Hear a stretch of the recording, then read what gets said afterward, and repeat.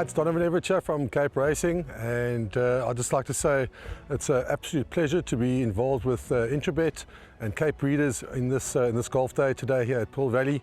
It's fantastic for the industry to see all the relevant stakeholders coming down and having a good time and networking, and it's exactly what the industry needs right now in terms of moving forward and recreating some positivity to take us forward into the next year.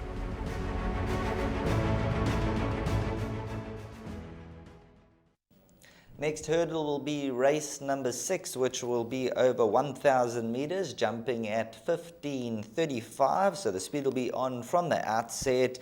Just looking at number 1, Pinda Mzala is currently a joint favorite at around 3-1 and did run 5th, just beaten 3.05 lengths behind Gimme a Rainbow. So let's see how Pinda Mzala has taken the race, gets the 1 draw with Rachel Vinica aboard. If Pinda Mzala does run, we know Clinton Binder can back them up, and taking the run well will be a horse that you have to factor in. Number 2, Trafalgar Square, with some very, very good recent form to the credit, so you've got to throw that individual in. And then looking at the rest of the field, you've got Hampton Court, Philly Spiel, number 8, Iron Bark. We'll get to that one in a moment. I'll have a chat to Rahil about Iron Bark. And number 9, Valiente, bounced back to his better form last time when third to 1 too many. And I just get the feel that number 9, Valiente, coming in a draw or 2 will certainly help his chances. So Rahil, let's firstly touch on number 9, Valiente, and then number 8, Iron Bark. In number 9, Valiente, Sheldon, I thought he could be a nice roughie last time out in what was a smallish field of 8 horses. He was drawn 8 out of 8. I thought with no weight on his back of just 48.5, I thought he was going to be extremely competitive. He ran a nice third. There was some support for him in the market. Donald Geertsen gets a ride now. He takes a ride for the very first time. He's drawn out wide once again, which isn't a positive.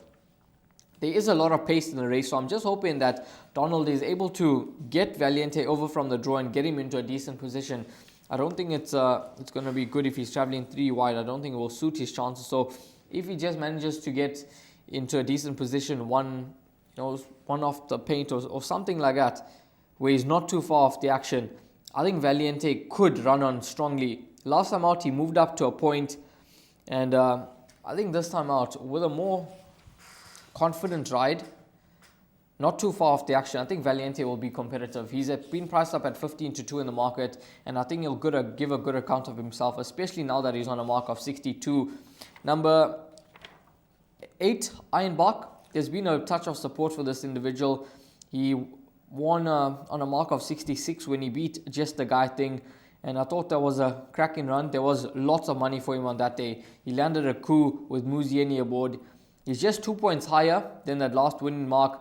His recent form isn't encouraging, but he's back on the poly track over the 1,000 meter trip, and Warren Kennedy does take the ride. Course and distance suited. What do you make of his chances?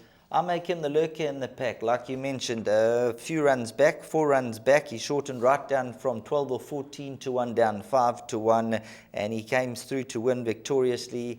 These next 3 runs, he's had excuses. Restless in the stalls, jumped out, bumping, and then last time, fly jumped, lost 3 lengths, and still coughing. 22.7, 400 to finish. If number 8, Iron Bark, decides to jump and run, he could find a lot of support and come through and cause the upset. Absolutely, it is a bit strange that he did jump slow on that occasion, but I'm sure that Gareth would have done a bit of work with him at the starting stalls, and Gareth Stable is in some good form, so certainly Iron Bark could just be the value in the race. But in terms of the other runners, I think number 2, Trafalgar Square, is going to be one that he'll be tracking the early pace. Muzieni retains the ride, and I think he's a horse that has to go into the mix as well. So numbers 8 and 9, those are certainly the value horses in the race. And then number 2, Trafalgar Square, at around 3-1 in the market. I think he'll give an extremely good account of himself.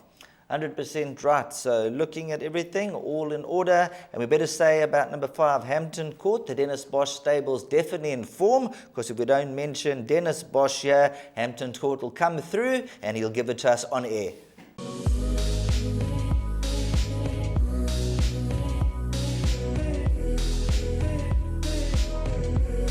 I bet with Interbet only. They're a fantastic site. I've never had any issues with them. They are very professional. There's never a problem. You deposit money, 2 seconds later it's in your account. you withdraw, which I do very occasionally, and I believe it's also 2 seconds it's in your account.